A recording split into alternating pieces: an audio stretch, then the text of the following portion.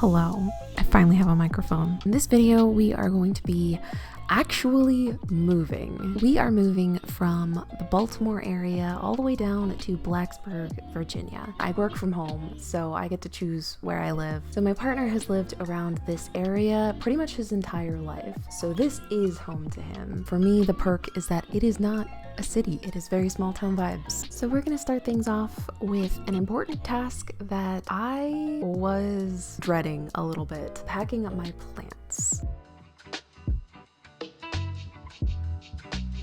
If you've never moved with any houseplants before, one of the deceptively fragile and cumbersome things that you could possibly ask to move is houseplants. What's it doing? When I moved from Atlanta up to Baltimore, there were some casualties. So I was very paranoid about this move. So I kind of overdid it a little bit. I don't know, if you're moving cross country, I would actually recommend trying to depot them, wrap the roots in paper towels so they stay nice and wet, and having that bag around them was very protective. They were very easy to move. On the other hand, it was a lot of work, and it meant that in order to get them safe again in the new place, I had to repot them on the other side. But it was a lot of work on both ends. This process took a few hours. I think it took about 3 hours to depot all of my plants and to pack them up nice and safely. The upside is that it was all condensed, and I don't know if we would have been able to move them any other way based on how everything else panned out. These fit very nicely in the back of my car, and I'm happy to report that I don't think there were any casualties. Highly recommend delicately handling your plants when you go to move. It was just maybe a little overkill for the move situation that we had. During the moving process, I was pretty overwhelmed, but there were a couple moments where I was able to steal clips of the state of things, and this is the first one. It is an absolute mess. Moving always looks worse before it looks better. Everything somehow looks empty and full at the same time. We had one zone that was kind of meant for, don't pack this. This is going in the car with us as we're driving down. Do not put this in the moving van. Most everything is in boxes, but you always get that random flotsam and jetsam everywhere. That adds up. It really adds up as you're moving. Things felt very chaotic at this point. I think this was as or right before my partner's friends showed up to help us move. Altogether, 3 strong boys helping me move. I had gone in saying, like, we're gonna hire professional movers. We talked about it a little bit, but he felt more comfortable just having his friends help. I'm so grateful for that because it was probably one of the least stressful moving days I've ever had. It scared me to think of driving a trailer or a truck. I would have been fine driving a moving van, but I have way too much stuff to fit in just one van, and we definitely weren't going to be making multiple trips when the drive is 5 hours long. My partner said, let's get a 20-foot truck. That seemed insane to me, but that seemed huge. I was picturing a semi truck. When he showed up with the 20-foot truck and I actually could see it, that was when I was like, okay, it still seems a little overkill, but felt a lot more comfortable seeing that it was not in fact a semi truck that he was gonna have to drive. It was still a big truck, don't get me wrong.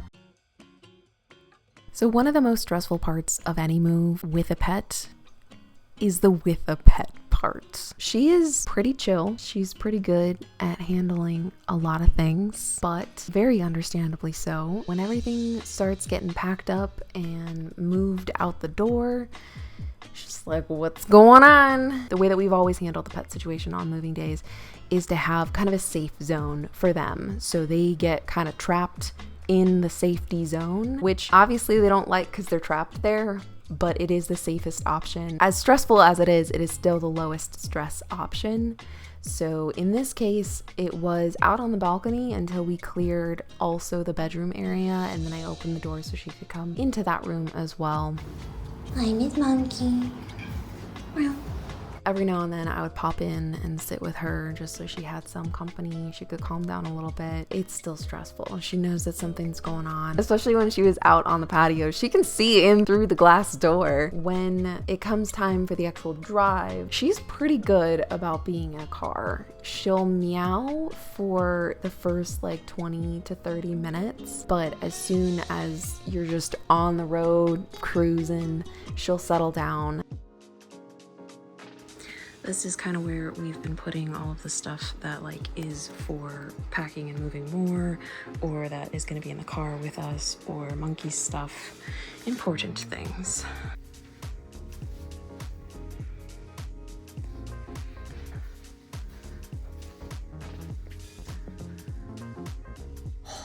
I think we're doing pretty good so far. There have been whispers that I may have to disassemble a few other things, like the IKEA shelves that are in there. I'm hoping not to, but I have had to for every move, so I may have to disassemble those guys. Oh, we're getting there. The move came in two parts. One was the big main trip with the moving truck and getting everything out of the apartment, with the exception of some cleaning supplies and last little stragglers that didn't quite fit in with our first load. We also had to drive back so that my partner could drive his car back down to Virginia, because with him driving the moving truck, we had the option of either coming back to get his car or towing his car, and we opted to drive back to just grab his car another time, have the separate trip for cleaning.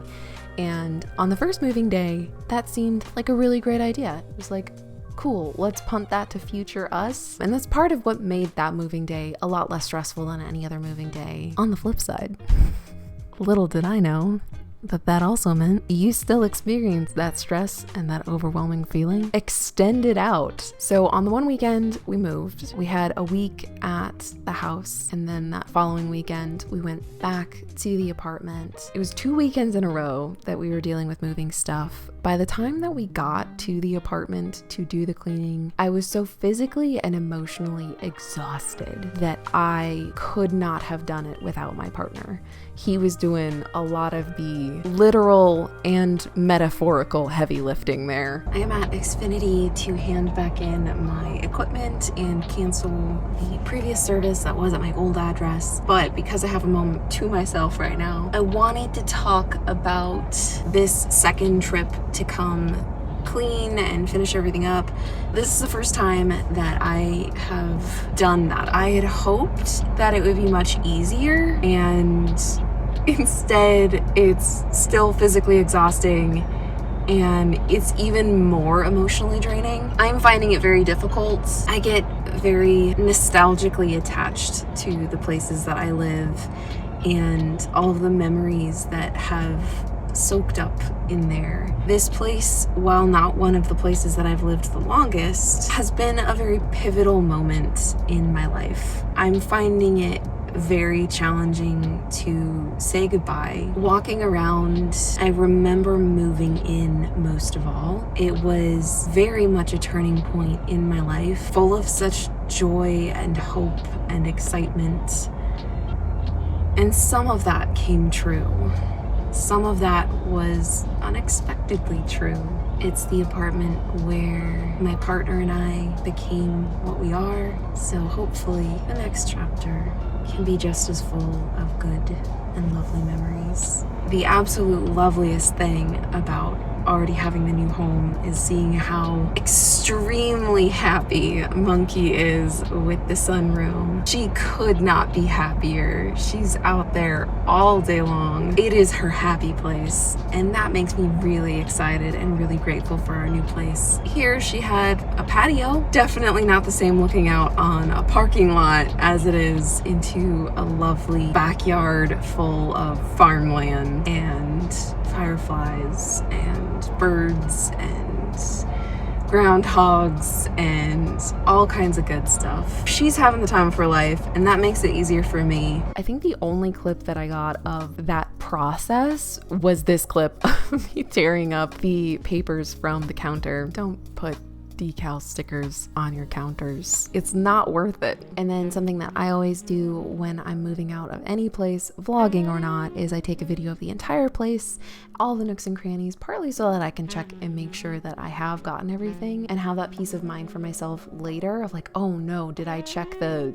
and I can review the footage. And it's a good thing that I do because I missed an entire drawer in the kitchen. And it also gives you one last look at your apartment. All the good times, all the bad times. I kind of knew that I didn't want to stay in Baltimore long term. So I'm not surprised that it didn't take long for me to find an avenue away from Baltimore. But I'm very grateful for that chapter of my life.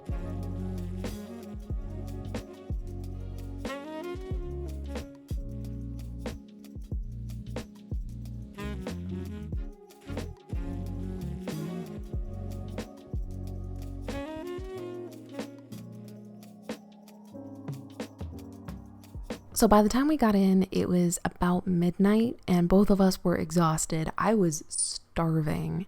And so my partner went and got food from Sheetz, which is a gas station. It has its own fast food restaurant inside. Like, it's not regular gas station food. And it's actually pretty good. Like, I would put it on par with Arby's, McDonald's, that kind of family. So it was either that or Cookout, and Cookout was a little bit farther. We went and picked us up Sheetz, and we just sat on the floor of our living room, ate, and went to bed. So on move-in day, one of his friends came over, and they were super speedy unloading the truck. It's always easier unloading the truck than it is loading it. So I'm kind of sad that I don't have a clip of it completely full, but they were just so speedy that I could not, I didn't even realize they had started. This was the state of things as we were moving in. This, I think, was right after the truck was emptied. Everything's inside at this point. It just all needs a home. We do have designated zones, like the front room was kind of just a drop zone of, we have no idea where this is going. And it kind of still is that. That's what our front room is.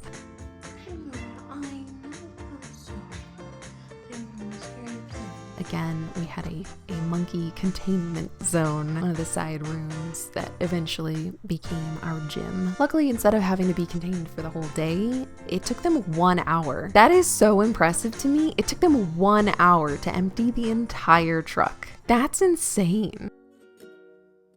I remember the first few days that we moved in, I was absolutely exhausted. I wanted nothing more than to be done and unpacked and everything figured out. But that's obviously very unrealistic. The move isn't over the second you're done unloading the truck. But I also remember being so incredibly grateful to be in this space. Most of the time my view was a parking deck. After the parking deck was a parking lot. To be able to have a backyard, let alone a backyard where I can see trees and I can see the mountains and I can see wildlife. I can finally see the sunset. Doesn't seem like something that should be a privilege. And I just feel so lucky to live here. There was one night that we were driving home. It was dark outside and I opened my car door. I just see sparks, and at first I think that maybe it's the fence that keeps the cattle in. I thought maybe it was an electric fence and something to do with the wires there. Then I look around and it's more than just where the fence should be. And I turn to my partner and I'm like, are those fireflies? And it's thousands of glowy little lights floating around. We just stood there taking it in for a little bit. Those are the moments I wanted to hold on to with these vlogs.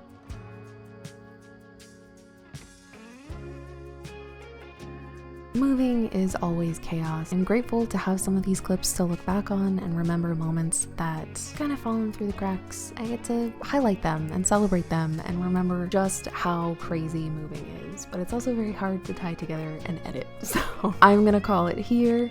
There is still plenty more to look forward to. Next time is gonna be Monkey exploring the new house. So if you're curious what my cat thinks, want to see her exploring the house, checking it all out, falling in love with our shower, weirdly, stay tuned for the next one. Until then, thank you all so much for watching, and I hope to see you next time. Bye.